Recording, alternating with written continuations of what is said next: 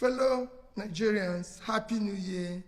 As we begin the new year 2025, it has become imperative for me to speak to you as a Nigerian interested in the progress of the country. The political, economic, and security situation of our country is worsening daily, despite contrary positions and claims by the government of improvement in all spheres of human endeavor. Our national challenges are visibly worsening. Our nation and its fortunes are in clear reverse. The indices are clearly indicative of our decline. Thus, Nigeria remains one of the poverty capitals of the world, with over 100 million in extreme poverty and more than 150 million in multi-dimensional poverty. The situation has deteriorated significantly in the past 18 months under the current administration. As a nation, we are falling from being the highest GDP in Africa in 2014 at $574 billion and per capita of about $3,500 to now ranking the fourth with a GDP less than 50% of what we were a decade ago, about 200 billion, with per capita less than a third, about 1,000. Our nation remains one of the most insecure and least peaceful in the world today, with countless communities and families displaced from their homes and now living in IDP camps. According to the Global Peace Index report, Nigeria ranks 143 out of 163 countries in terms of peacefulness, an indicative of high level of distress. Food insecurity has become a national norm, making Nigeria one of the hungriest countries of the world. Gainfully employed and middle-income Nigerians now spend nearly their entire income on feeding, with some resorting to borrowing to eat, just to eat. For those living on margins, low-income earners and unemployed, the situation is even more dire. The newly approved minimum wage of 70,000 cannot afford a bag of rice or even half a bag of beans. As a result, many Nigerians go to bed hungry, while a significant number now rely on palliatives and charitable support. Tragically, this has recently led to several avoidable deaths. Nigeria in 2024 hunger index is ranked 110 out of 127 countries measured, reflecting a critical level of hunger and food insecurity. We have earned the dubious distinction of being one of the countries with the largest number of people without access to electricity. In 2024, despite the abysmal and unacceptable power generation and distribution, the frequency of national grid collapse increased significantly. The frequency of national grid collapse increased, where we have almost 12 times in 12 months. As a result, we are now mockingly referred as the generator country. This persistent lack of adequate energy supply continues to hinder our national development. Corruption, official efficiency, fiscal profligacy, and the mismanagement of public resources continue to rise astronomically in our country, spreading across all spheres of government. Similarly, nepotism and disregard for the Constitution, rule of law, and due process have become the norm. Our national debt has risen astronomically from approximately 15 trillion in 2015 to over 100 trillion today. This sharp increase has occurred within the last 18 months under the current administration. Ironically, these borrowings are largely allocated to non-generative programs and projects, leaving little to tangible development assets. Inflation remains an all-time high. Businesses are collapsing, and manufacturing companies are barely surviving, further contributing to already high unemployment rates. We hold periodic elections that are no longer genuine. Our electoral process are visibly flawed, lacking transparency and credibility. Although Nigeria is a democratic country, the electoral process falls far below acceptable standards, with the people's vote often not counted.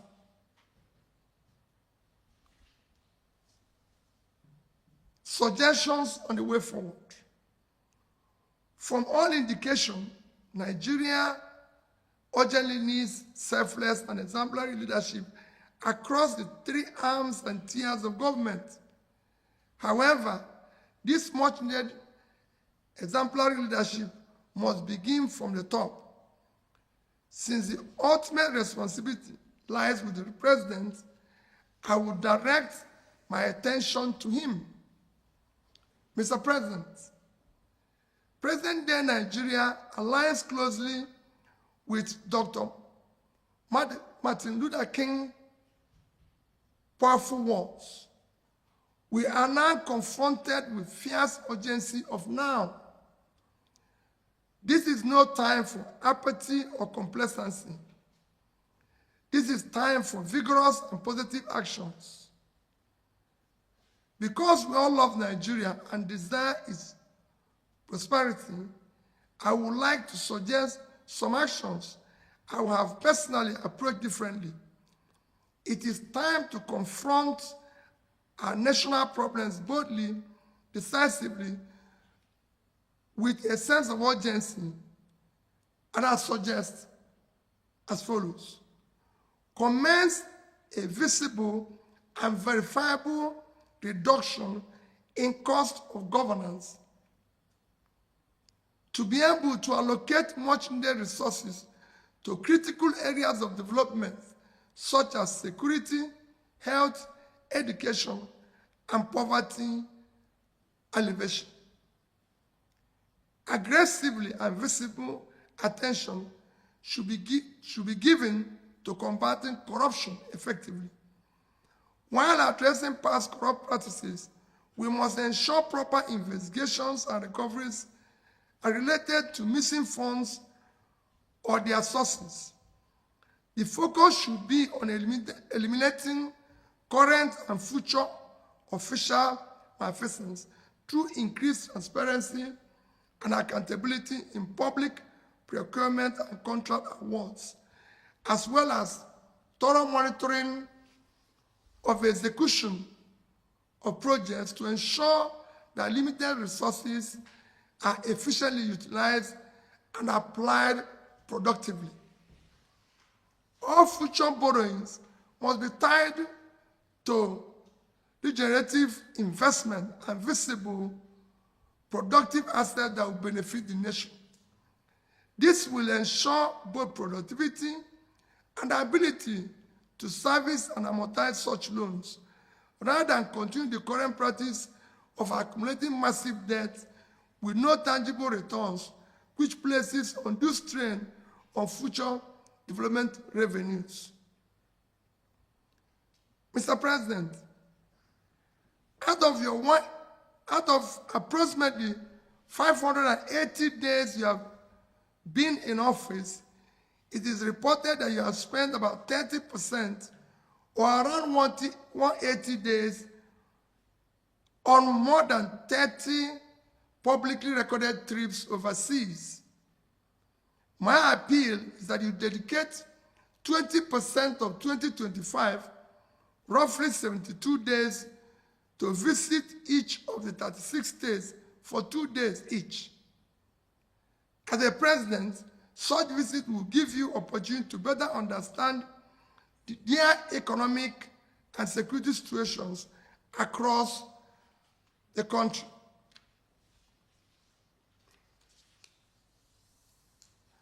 Further, it is time you visit our national hospitals and health facilities. You may consider, for example, that your next medical examination be conducted in one of our national hospitals or regional federal medical centers, such as FMC in Sokoto, Birnin Kebbi, Calabar, Umuahia, Akure, among others. This will allow you to assess the state of healthcare facilities available to Nigerians. It will also help you to understand the condition of our hospitals and clinics, enabling you to make informed decisions on how to upgrade and make them efficient. Endeavor to travel by road to observe the conditions of most highways. You can take short trips, for example, from Calabar in Cross River State to Uyo in Akwa Ibom, a distance of less than 100 kilometers, or from Benin in Edo to Warri in Delta. I recall taking President Obasanjo on a trip from Awka to Onitsha on the federal highway when I was governor of Anambra State. That journey prompted him to immediately approve reconstruction of parts of the road by Anambra State with subsequent reimbursement by the federal government. Such actions are immensely valuable. Make both impromptu and planned visits to our tertiary institutions where our children and future leaders are being trained. This is essential to familiarize yourself with the available infrastructure, facilities, and amenities. These visits will provide valuable insights into whether the resources of the Tertiary Education Trust Fund are being utilized optimally, and what is needed to sustain education is being implemented.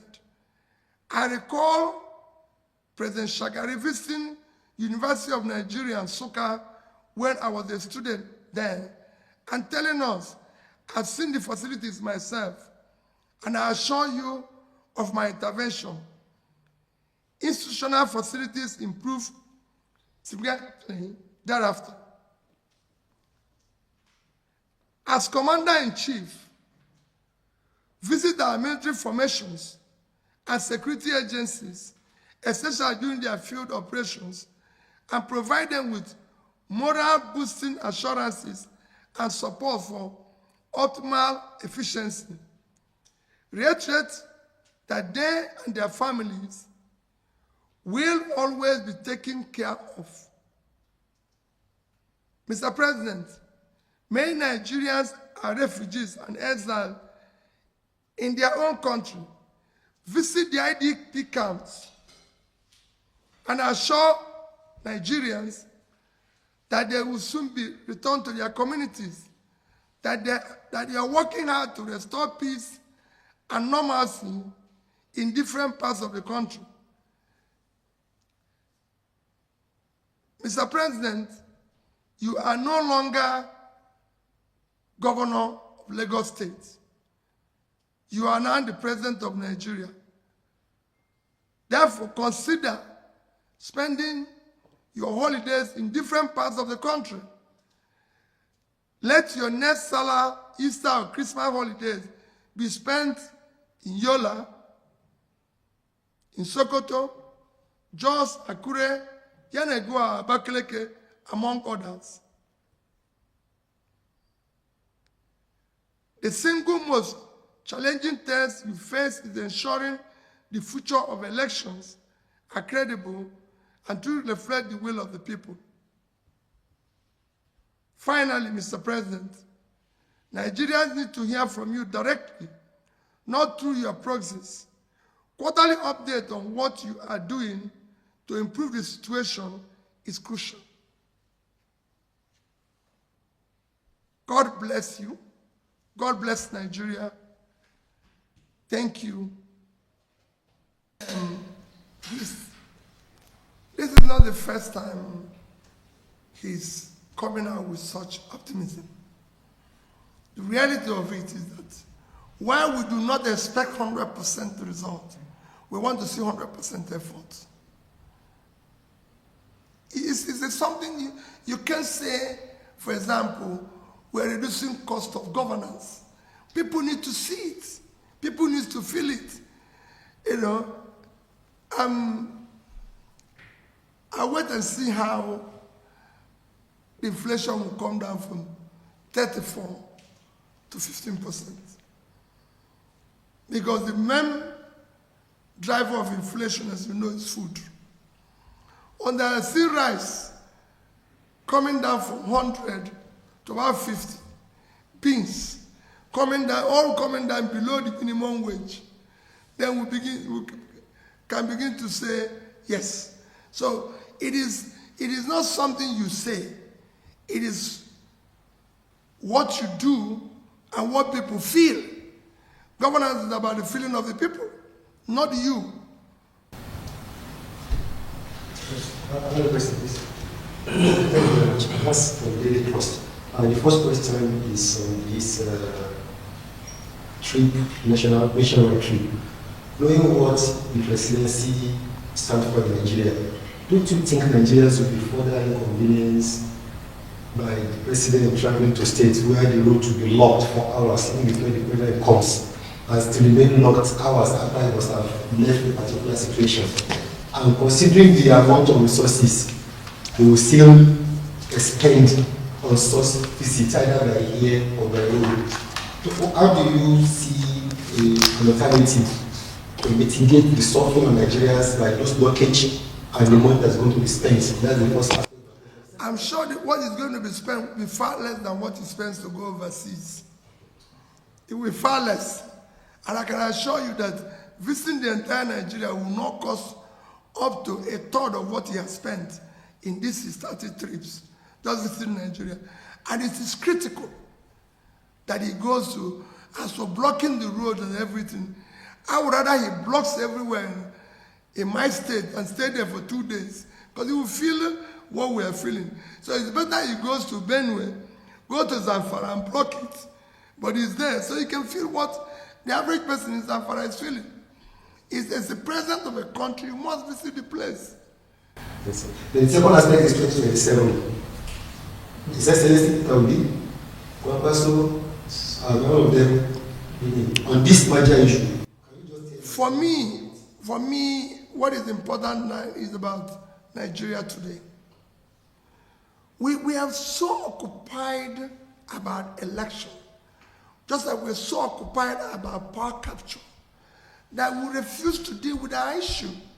We have people who are dying because of bags of rice, half bag of beans. People are dying. We've just lost several people. I was in IDP camp yesterday. I was in hospital yesterday, where we don't have basic things. I'm talking about 2027. That's not what I'm preoccupied with. I'm not preoccupied by what I said, the urgency of today. Let people put food on their table. Let there be medical care in our primary health care. Okay, lastly, on His Excellency, barely 1 year after the 2023 elections, the third force is dismantled, and there is no effective governance without opposition, a strong opposition in the country. And with the way things are going, do you think Nigeria is having a headway? And how do you think any person from the opposition even where you have the brain, the intellectual, the ability, even in your cupboard, to play out all the things in government, how can you emerge as a leader of the country? Secondly, the arrest of Tinubu. What does this have to do with our democracy? Don't you think it will affect the democracy in Nigeria? Well, you know, I want us to sit down one of these days and talk about the opposition and how the opposition will be effective. Our democracy is faulty. It wasn't designed to support the opposition. Oppositions here are actually in difficulty. If I tell you what I face, what I go through, what my family go through, you wouldn't even believe I will still be standing and going around this country. But I've made up my mind that if this is the end, so be it. Because we can't allow the country. It is difficult to be in opposition in this country. Extremely difficult. Because everything is against you.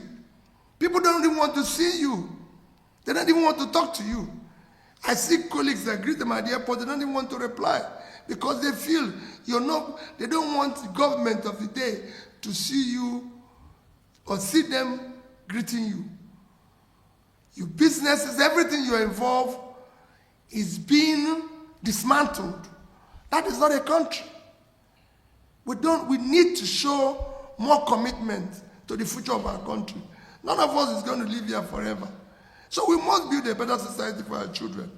And to build it, some of us will take the risk. That's the part of what Dele and Co. are also going through.